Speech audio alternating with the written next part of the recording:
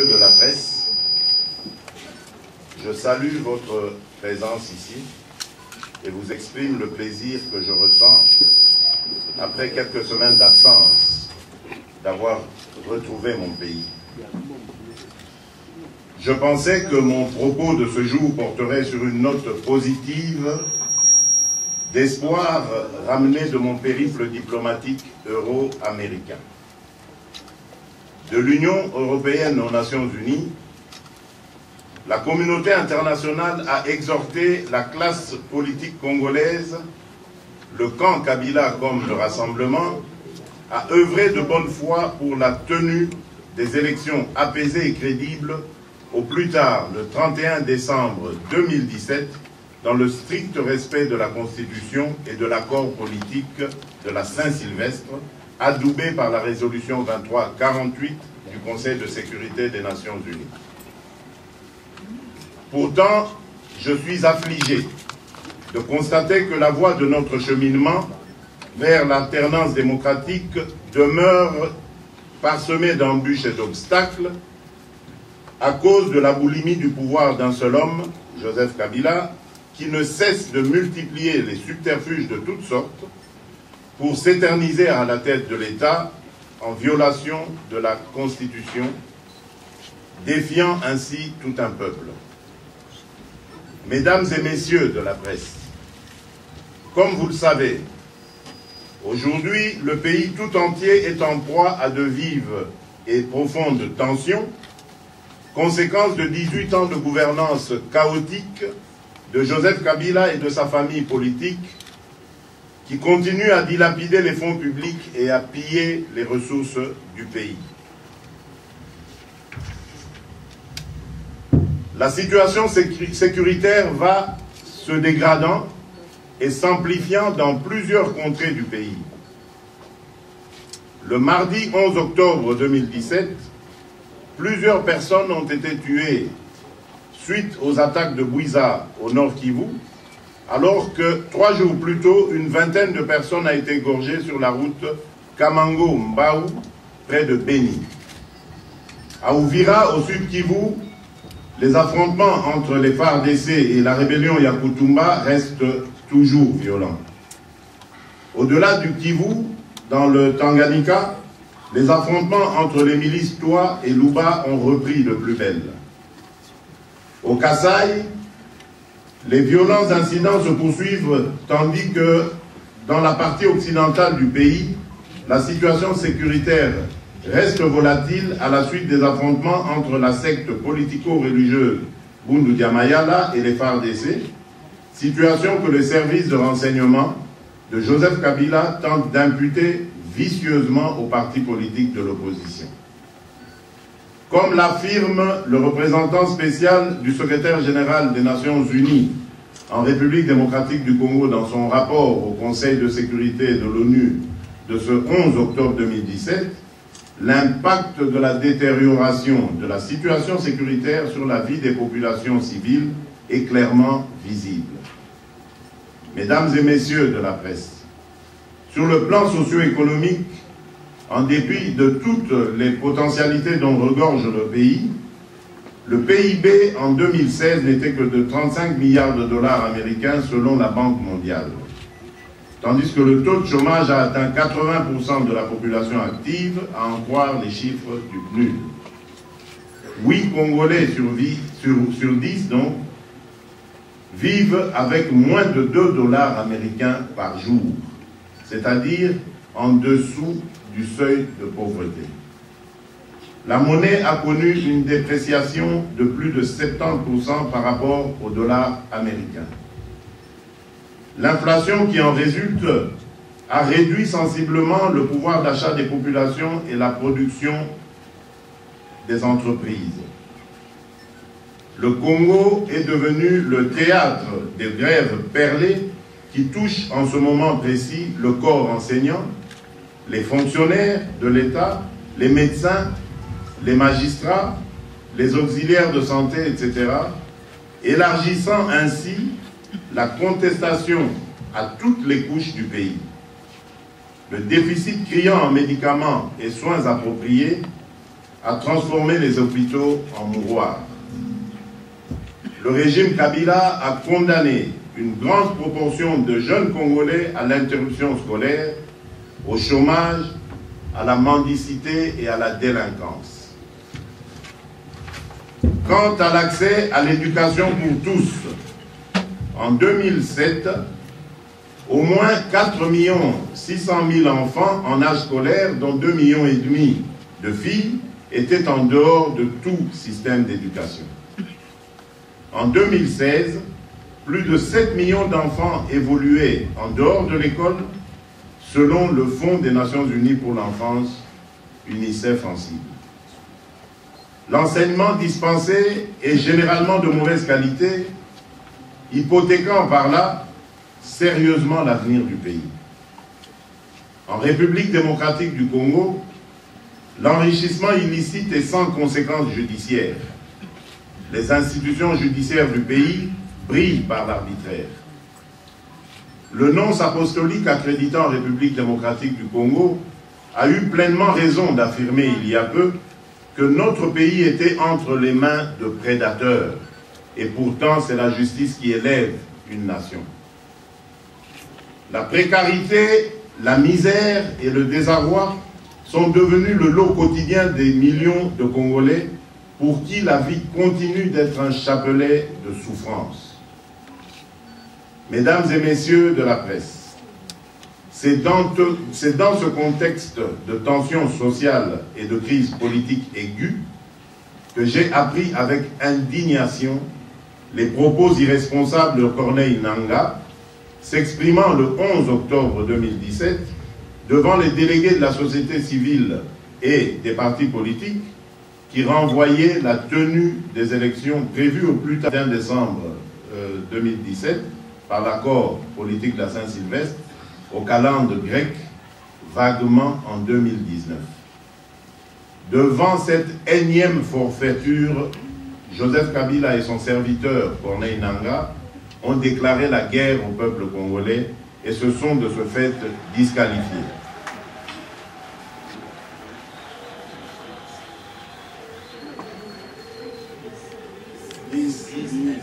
Devant cette énième forfaiture, Joseph Kabila et son serviteur Corneille Nangaa ont déclaré la guerre au peuple congolais et se sont de ce fait disqualifiés. Je tiens solennellement ici à réitérer les résolutions du Rassemblement formulées dans sa nouvelle feuille de route approuvée à l'unanimité par les délégués et à son deuxième conclave, à savoir une courte transition sans Joseph Kabila et une CENI recomposée. J'annonce le lancement de la campagne de mobilisation populaire par des visites à nos bases sur terrain à travers le Congo profond. Le calendrier de ces visites vous sera communiqué incessamment.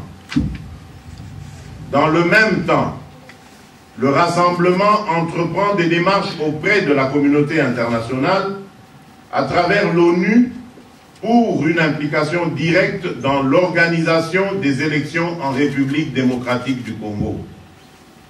C'est à ce prix, et à ce prix seulement, que le peuple congolais peut espérer avoir droit à un processus électoral apaisé et crédible, ouvrant la voie à la première alternance démocratique dans notre pays. Mesdames et messieurs de la presse, je vous remercie pour votre attention et je me mets à votre disposition pour d'éventuelles questions. Merci. Bitumba ekangi ekolo. Nalingi nayebisa bino na pokwa ya lelo ete esengeli mwana Kongo nyonso oyo azali na bolingo ya mboka na ye oyo ayebi ete akotika mboka oyo na maboko ya bayeba koya nsima na biso, bana na biso, bakoko na biso, bakokolo na biso. Esengeli biso banso topesa na loboko tosimba na makasi tobenga na munguna. Munguna lelo ayebani. Munguna ya mboko yo kombo na ye Joseph Kabila. Joseph Kabila azwa bokonzi na mboko yo na ba condition boyebi. Na 2006 atingami na pouvoir alors que Bapona qui était. Na 2011, pire encore, Ayibi victoire, il y a leader charismatique Etienne Tshisekedi wa Mulumba. Tokoki kolekisa wana kasitango na 2016 ngongana ye ekokaki ndenge constitution elobi ya kolongwa na bokonzi ya Kongo kotika kiti na baye baboya sima na ye atangisi makila ya bana mboka pote atikala seko na mutu ya mboka na biso wana nde tomonaki ke ekokaki elekaki topesaki ye chance akoka kobima na kimia nyonso na ba honneur oyo mboka ekokaki kopesa ye aboyi yango asengi atingama contre volonté na biso yango esengeli boyeba ke bapasi na biso oyo tozali na yango lelo ezala bino bafonctionnaire ezala bino balakisi baenseignant ezala basoda ezala bapolisier ezala bana oyo bazali kokende na kelasi bapasi na biso nyonso ewuti na mutu moko kombo na ye Joseph Kabila ye na baye banso bazali kolanda ye bazwi mboka na biso en otage mbongo nyonso ya ekonomi na biso ya ba minere na biso ya ba entreprise na biso nyonso ezali koleka na ba compte na bango libanda ya mboka nde yango bozali komona ke ofutama ekomi na pasi transport ekomi na pasi mbongo kutu franc congolais ekomi pe na mobulu ekiti nyonso wana ezali responsabilité ya régime ya Joseph Kabila oyo Kabila azali kokumba yango na lobi likambo oyo ndeko Corneille Nanga uti kobamba na se ezali likambo ya motuya ezali kosenga biso banso bana ekolo kombo Kongo to telema to pesana maboko to tika makambo ya kokabona kati na biso to tika makambo ya koyinana to tala nanu likambo etali mboka ezali en danger mboka ezali en otage ba prédateur ndenge non apostolique abengi bango c'est-à-dire batoyo to prédateur ezali mingi banyama mutu bazalaka na eloko wana donc baza kolia biloko ya mboka baza kotala ata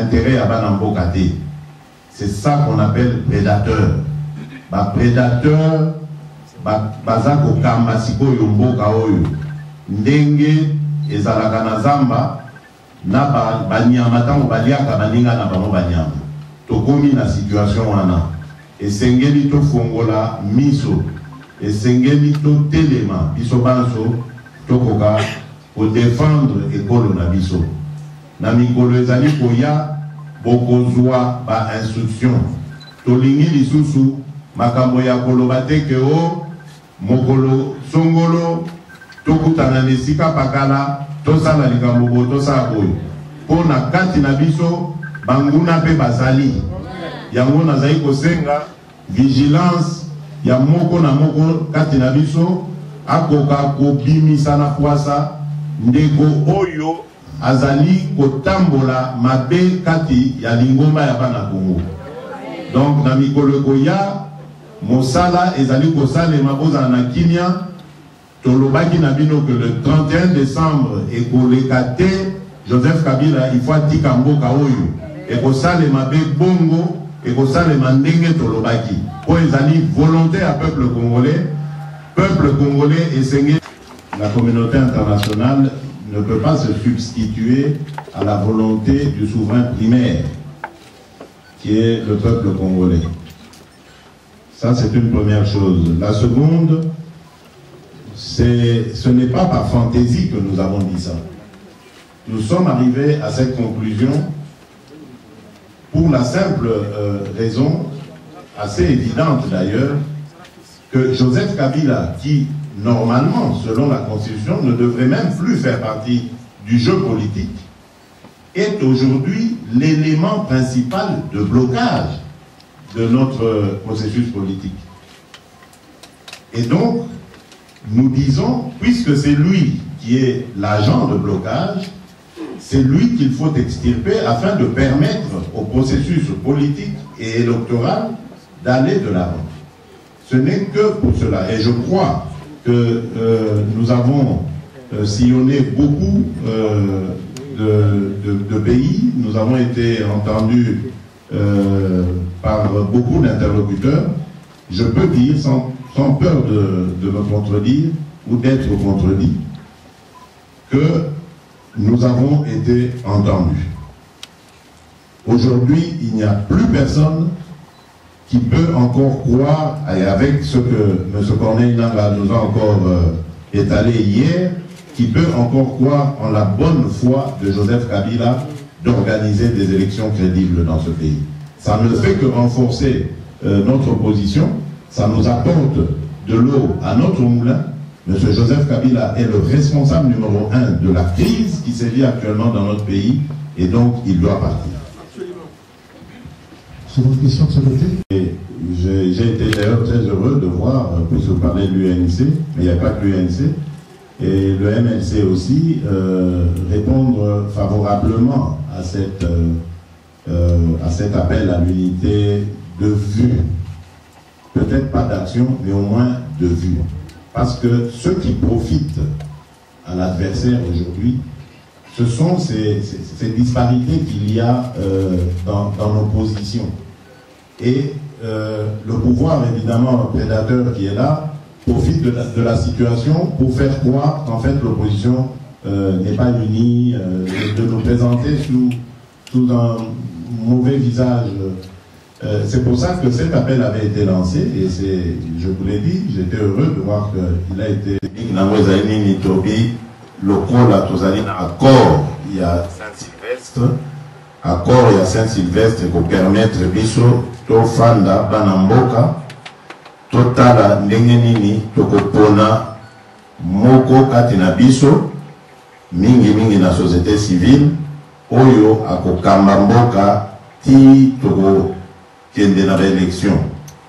Élection wana tozali sûr que tokoki kosala yango 6 mois après le 31 décembre. Pour la manœuvre oyo ezali kosalema lelo nyonso oyo ezali kosalema ezosalema po ete tokoka kokende na maponomi wana te.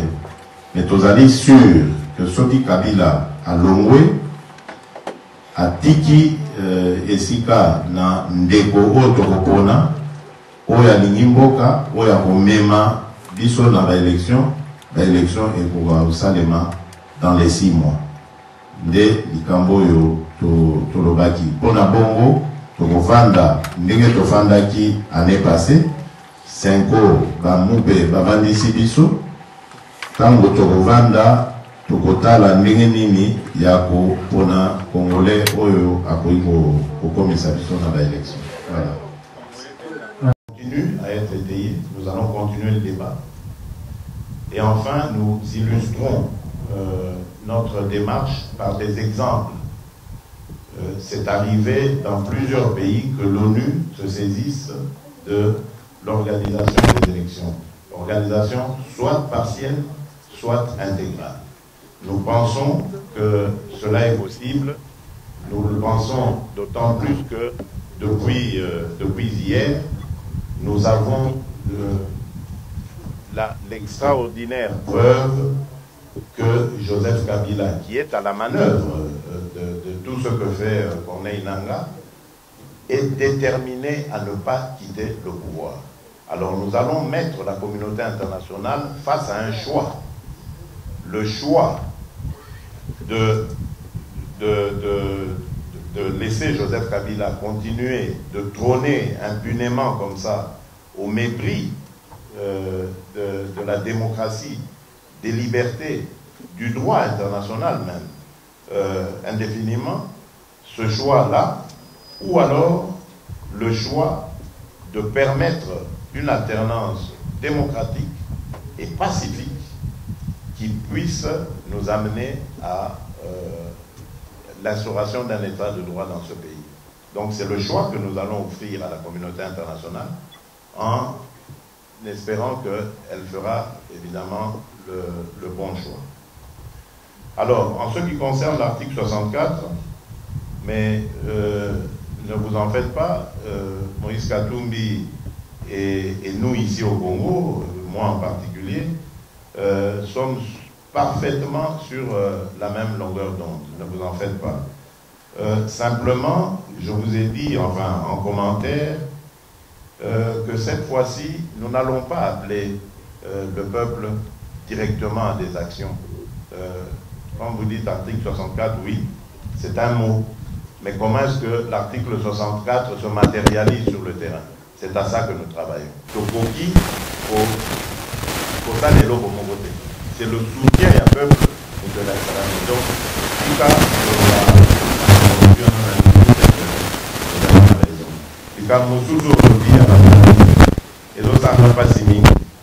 parce que ngai nasale laka lilobanza mberno lobaka et loko lobo kono à gauche et ça à droite et banante et puis même il y a droite il faut pas y aller.